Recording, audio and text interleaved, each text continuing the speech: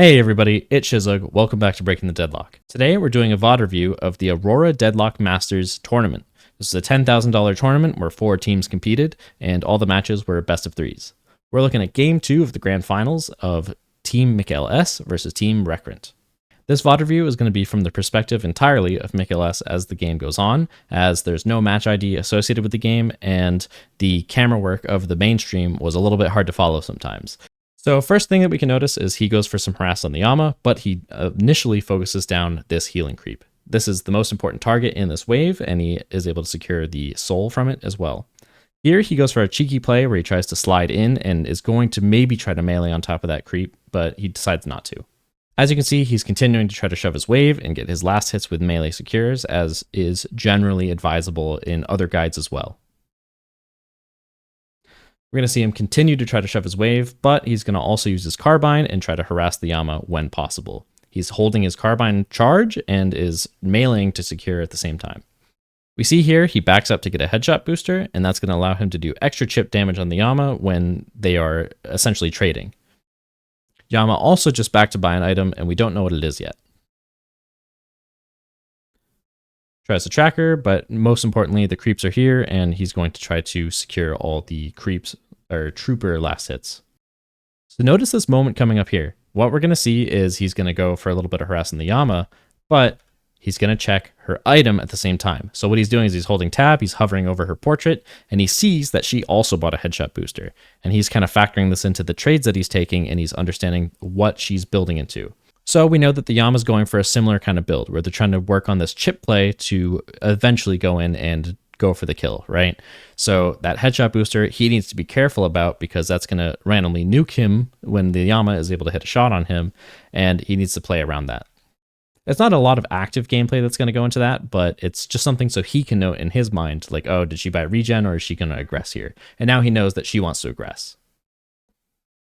So this Yama hits a great play coming up. Boom, 18 HP, really bad situation. Heal creep comes out. Unfortunately, the Yama misses, but here we are, and this is a bad situation. Something I'm going to draw your attention to right now is the minimap. We see the 7 rotating over to the Yamato, and this is going to end up as a good situation for Team MikaelS. Yama goes down, the 7's able to soak up the souls here at the same time. He's going to get richer off of the kill and the wave that was just taken, and it's all a good situation for that 7 in the end. So you'd expect that MikaelS would go back to yellow, right? Okay, he just went back, he regened in base, but instead he changes the expectations and he hits an unexpected gank onto the Vindicta here. He shows up with his carbine and he's able to hit the slow, and it leads to a kill for Team MikaelS. On the way back, he's going to hit some boxes while he rotates back to yellow. His priority here is to defend the Guardian. He's not necessarily there to try to kill the Yama or anything like that. He's trying to make sure that he soaks up all the souls from the lane from the troopers that are there, and he's going to try to harass the Yama in the process. But mostly he's there to protect his Guardian and to get the souls from the lane. So we had a little bit of soul trading on the lane, and then he backs to buy a Mystic Shot. This is going to let him take more efficient trades. He's a very, very good aimer, so he's pretty good at hitting these shots, especially with the carbine and the Mystic Shot together.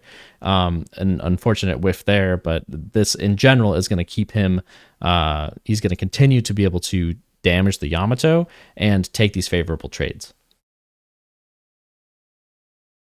We see him tempt a rotation to orange here, but it doesn't exactly work out. We're going to see that the fight kind of resolves itself on orange a little bit. Yama's calling it out probably. So he turns to do the damage to the Yamato, and he kind of sees that his Guardian needs help again, right?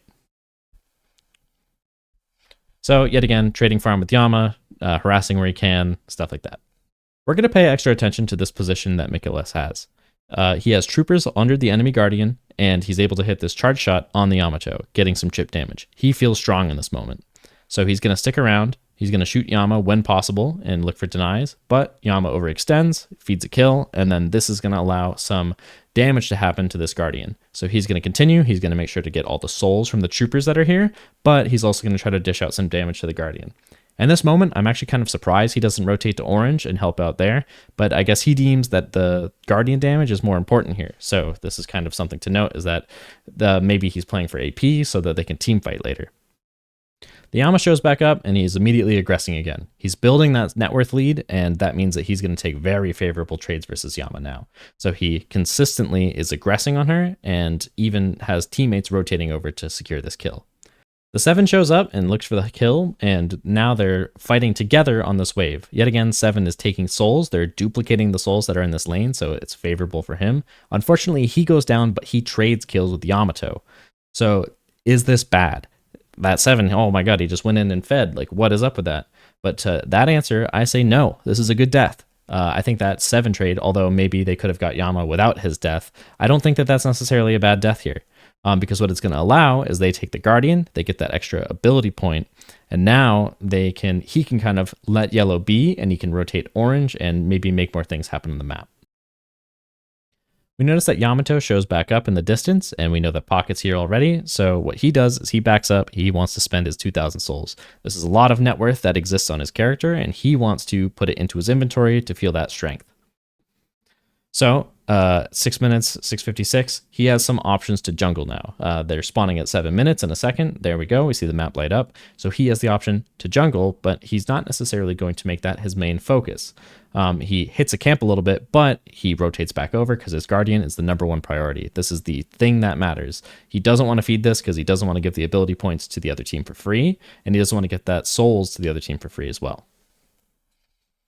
So we're going to see him consistently shove out the yellow lane to make sure that it is safe. He's going to make sure to protect that Guardian, but when there's no objective there anymore, he's going to rotate over and look for kills with his team. He missed his ult, so the team fight might be a little bit bad. It might not be great. He might call to his team that it's not perfect anymore, and he's hunting with the Kelvin for the Yamato at this point. He circles back around with a slowing hex to try to get the Vindicta, and the Vindicta is able to go down here. Yet again, as I said, he is that guardian of the yellow guardian, maybe not the best word to use, but it's his job right now to protect this yellow guardian. And if he holds on to it, it's going to, yet again, make sure that those ability points don't go to the other team, and it's also going to secure him souls. We're going to see him back up and spend again. He's going to hit boxes while he navigates around the map, and he's going to spend his 2,400 souls into the shop. He doesn't spend all of them. He's saving up for some sort of larger item, but he does want to get more items that he knows he wants into his inventory and out of his net worth. So for this section, I want you to keep an eye on the map real quick. We see 3 people showing in blue on the other team. We see a Yamato show up on yellow, and we also see a hero show up on orange. And we're going to see that kind of appear right now. There's 4 on blue right now. Pocket's on orange, Yamato's on yellow. So he knows that the only one that's in this area is Yamato. And what he can do is, since he has that net worth advantage, he's going to go for the kill. He's going to go for the swap, gets the kill. There's no one here to defend yellow. So he is here to farm, and he's here to do damage to this walker.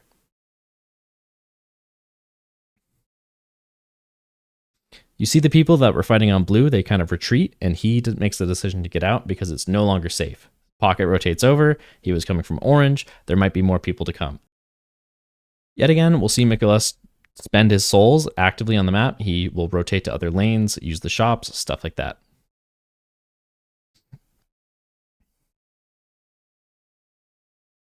Here we notice that yet Pocket is pushing in yellow, so on the way he decides to hit this medium camp, but then realizes it's not right. I need to be the defender of this Guardian. This is priority #1, so he doesn't finish the camp, and he actually will go and defend the Guardian and make sure it doesn't take more damage than is necessary. He might wipe this wave again, or show up to this fight on orange, and it looks like he's going to go to the fight on orange here. So this is a very advantageous spot for them to fight right now. All of their team is there. They have their waves are shoved in, so they're able to farm immediately after. And the other team is overextended. You know, like there's not going to be any connections for the other team to make. And if they outnumber them, they're going to get the kills. Across the map, Team Recurrent is dead. This is their time to make as much as they can of the objectives that exist on the map. You see Warden is hitting orange and MikaelS is going to hit yellow. But note that they're respawning, so he's keeping an eye on the timers and he's watching the map to see if people show up anywhere. There's 2 that are showing up orange, Pocket's alone on yellow, so he's going to go for this walker here. And this goes back to another concept that we touched on before, where there's good versus bad deaths. So although he's forcing 2 rotations up here, right? Even Infernus looks like he might be showing up. He fought his best, He was able to get the walker in the process. There's 3 heroes, even 4 heroes up in this yellow-orange area. And what that does is he gets the objective he was there for anyway. And also, on top of that, he forced rotations up to that corner of the map. So what that's going to allow his team to do is A, farm the purple and blue side of the map, look for objectives over there, and get that safe farm that exists on the map right now. Yet again, we see him. He's the guardian of this yellow guardian. The guardian's not the great word for it, and he's here to show up. He's here to farm the troopers and keep the guardian safe. So I wonder if it is this good to be so dedicated to defending your guardian. I think in a lot of ways it is beneficial, but also it kind of pigeonholes you into this yellow side of the map. See, right now he's in this awkward moment where he doesn't have a natural objective to gravitate towards right now. So he's going to hit some smaller, less impactful objectives, small creeps, and he's going to rotate around the map. The Yama shows up, also wants this guardian, so maybe it is good, and it's kind of this balancing game that you'll have to do. He knows that he has a net worth on the Yama, so whenever he can, he walks over and bullies her because he's the one that's going to win those trades. MikaelS shoves out yellow, and there's a good fight that's happening on the other side of the map from him, so he decides to shove out orange as well. He starts to roughly connect to his team. He's actually going to full commit to it now, and he's going to rush over. He's hitting things as he goes. He's going to shove waves as he rotates. But his end goal is to connect with his team and maybe look for the mid-boss after the fact. He hits a slowing hex on this Viscous, but is not able to actually secure the kill. So what he does is he turns around and he is able to farm this wave. And I think that this shows a really good display of restraint on when to chase and when not to. That Viscous was gone. After farming his wave, MikaelS, he decides to push up and he's going to hit another wave, but the last shows up and this fight kind of spirals out of control here. So you see 3 people from Team Requin are showing up, and the Kelvin rescue beams him out and almost saves his life, but unfortunately he goes down here. So when you go down, it's a good opportunity to manage your inventory and spend some souls. He takes a look at where he's taking damage from, and he's thinking about what he wants to do with his souls. He thought about selling his healing right, but he didn't because there's no point to remove that from his slots. It's still going to give him some kind of benefit, even though the active isn't really what he's playing for at this time. But he's thinking about what's going on in the game. He's looking at the map and he's seeing what objectives can be transitioned into. Because of this death and this good fight that happened around that central area, his team's able to hit mid-boss and secure the Rejuvenator. So now he has a decision to make. Where am I going to go? What am I going to do? Am I going to go secure mid-boss with my team? Am I going to go shove yellow? What can I do? What we see him do is he decides to go shove yellow. He's going to hit boxes while he rotates over, and he's going to shove that out and maybe even push it pretty far and hit neutrals while he's in this corner of the map. Jumping forward, we saw him hit a neutral in the bottom left corner of the map. He shoved out yellow, and now he's rotating over to connect to his team. While rotating over, he's going to hit camps along the way, as long as there's not an urgent fight that he needs to get to. He's going to farm up at the same time. He's looking for some kind of 3,000 tier item, but there's a brawl brewing in blue. So he's starting to put the pedal on the metal. He's trying to get there as fast as possible. Yet again, rotating around the map, hitting boxes while getting there. Maybe it made sense to get there faster and skip them, but he made a decision to do that, and it clearly works out pretty well here.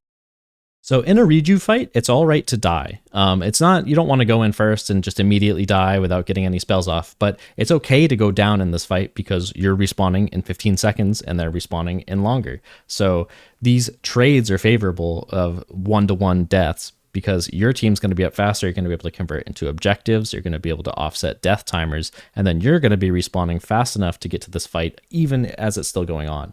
So when you have that Rejuvenator, make sure to take fights with it, as you can force objectives after the fact while their team is still dead and you come back up. So even though he went down in that fight, it was okay because it's able to convert into 2 different walkers for him in this game right now. He's going to swing by the buffs and make sure to pick up a buff at the same time. And what you notice, if you look at the map right now, his team is kind of swarming around doing the urn. So we're going to secure the urn with this still. Yet again, they're going to force more fights if they can, or they're just going to get the money from the urn, and that's going to allow them to use that Rejuvenator even more effectively if they can't immediately take a walker. He's playing around his team and he's farming at the same time. They still want to fight. Them being grouped up in this middle part of the map says to me that they want to fight and they're looking for something right now. Notably, while you have the Rejuvenator, your lanes are also naturally pushing. If you want to learn more about the Rejuvenator and mid-boss fights I have another video on that. It'll be, if you check out my channel, it'll be in there as well. All right, there's a fight brewing on orange. He's trying to get there. He's hitting a long shot carbine. Very good stuff. His team still has Rejuvenator, but it just runs out. So this fight is kind of looking a little bit bad. They might actually reset it here. It does look like they're trying to retreat. Kelvin is able to rescue beam him out of there, and it's looking a little bit better. Team Recurrent's really looking for kills here. They thought they had the advantage now that Rejuvenator's down, but it actually is not turning out too great as they overextend here, and a lot of them end up dying.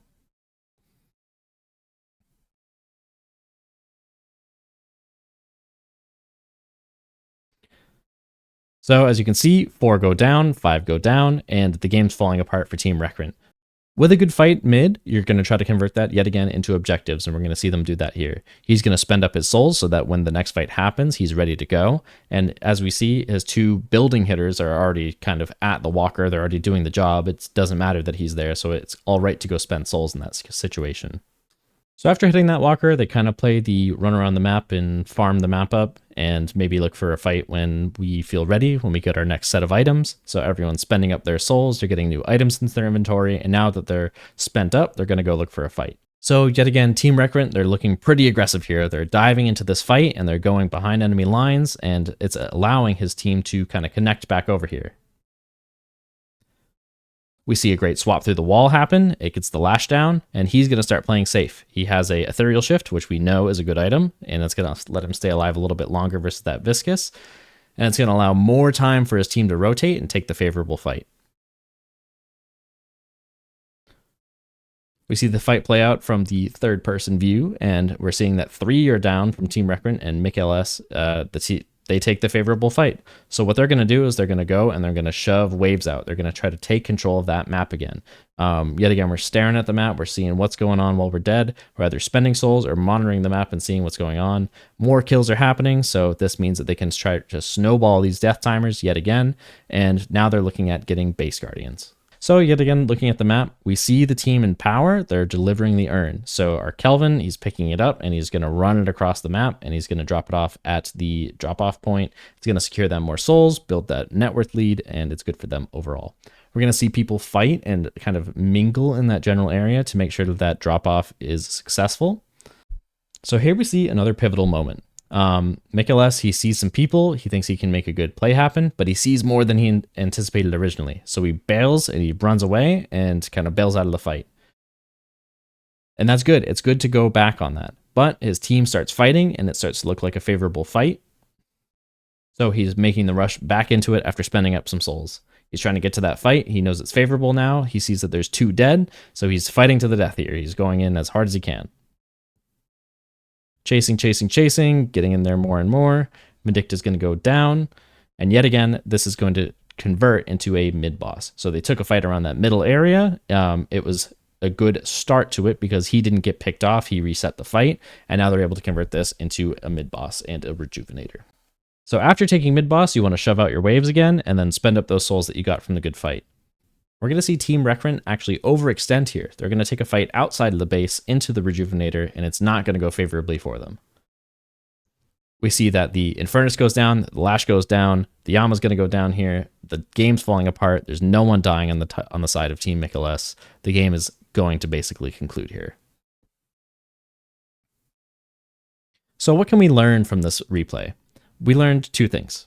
1, not all deaths are bad. If there's deaths that lead to objectives, they are especially good, and as long as your team is taking the favorable outcome in the end, it's not a bad death. If you're dying in the corners of the map and you're not really getting anything off of those deaths, those are bad deaths, and they shouldn't be labeled as good, you know? But taking objectives off of deaths and off of good fights is a really important part of this game. Additionally, we've seen that the Rejuvenator can make a team fight massively go well. They're yet again going to fight here with a full set of Rejuvenators. They have a net worth lead because they've been taking these Rejuvenator fights. They're still playing kind of careful, but they're going to win this fight and close out the game here. Additionally, we see that objectives mean everything. The ability points that come from objectives are massively important as they're going to allow you to outfight the enemies, and that means that you should really be defending Guardians that you can and are able to do so. If you have some sort of lead, you should really defend your Guardians that exist and make sure that the other team doesn't pick up those points. So, big congrats to Team MikaelS and the team associated with it. We see Heli, Piggy, Listic, and Zergi. Big congrats to these guys. I hope they are enjoying their prize pool money.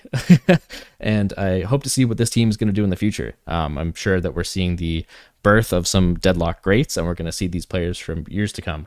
If you like this style of video, please let me know in the comments. If you want to see more reviews from tournament games and kind of get an understanding of what I'm noticing in some of these games, I do want to break out of the single person perspective, especially the not great video quality that kind of comes with it. But that's kind of time permitting for when Deadlock is going to make that accessible for us for tournaments and stuff like that. So thanks for watching to the end. Let me know what you think, and have a good one.